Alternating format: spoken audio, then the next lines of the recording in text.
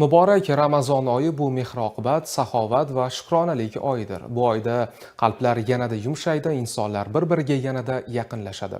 Saharlik va iftorlik oralig'idagi sabr, duo va ibodatlar qalbni poklaydi.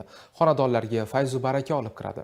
Shunday muborak kunlarda Buxoro shahar imom xatiblari tomonidan nuroniy otaxon va onaxonlar holidan xabar olish, ularni yo'qlab iftorlik hadiyalarini ulashish kabi savobli ishlar amalga oshirilmoqda. Bu tashrifning navbatdagi 87 yoshni qarshilagan el yurt hurmatiga sazovor Tohir bobo G'aniyev xonadonida bo'ldi. Bugun yurtimizda hukm surayotgan tinchlik va osoyishtalik eng ulug' ne'matlardandir. Osmonimiz musaffo, xonadonlarimizda totuvlik va barqarorlik hukm surmoqda. Ana shunday fayzli kunlarda 87 yoshni qarshilagan nuroniy otaxon Tohir bobo G'aniyev holidan xabar olish, u kishining duosini olish yanada fayzli va saxovatli amallardan biridir.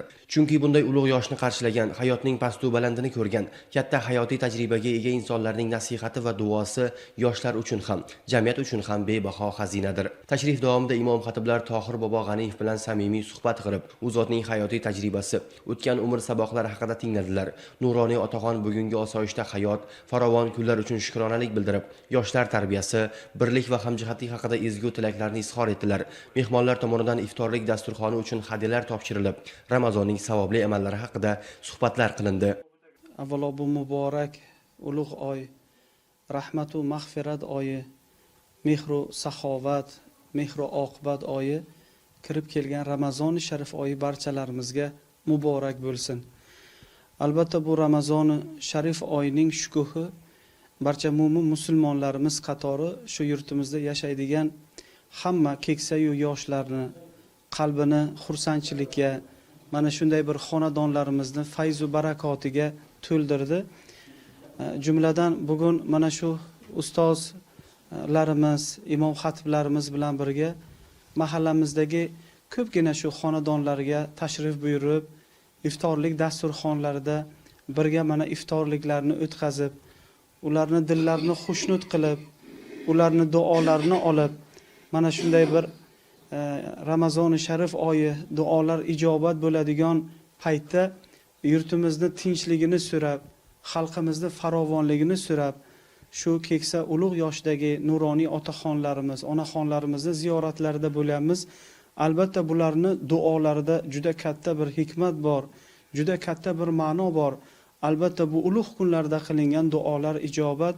Ilohim mana shu fayzli muborak oy, rahmat va mag'firat oyi, Ramazoni sharif oyida qilinayotgan barcha ezgu savob, xayrli ishlarimizni Allohim dargohida qabul aylasin. Ramazon oyi sabr va shukr oyidir.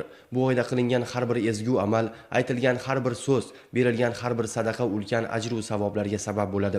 Saharlik va iftor oralig'ida qilingan duolar, tilangan niyatlar ijobat bo'lishiga bo'lgan ishonch qalblarni yanada mustahkamlaydi. Tashrif yakunida nuroniy otaxon qo'l ochib, yurtimiz tinchligi, xalqimiz farovonligi, oilalarimiz totuvligi uchun duo qildilar.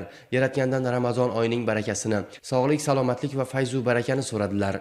Albatta bu yaxshi, ezgu, savob amallar, shohista amallarni boshida yurtboshimizning o'zilari mana shu rahbarlik qilib, albatta mana shu peshqadam bo'lyaptilarki, bunga bizlar ham bugun kamarbasta bo'lib, albatta u kishining yonlarida turib, albatta bu savoblarga bizlar ham sherik bo'lib, ushbu Ramazoni sharif oyida bu savob ishlarni bizlar ham davom ettiradigan bo'lsak, albatta Allohning roziligini topamiz va payg'ambar alayhissalotu vassalomni sunnatlariga amal qilgan bo'lamiz.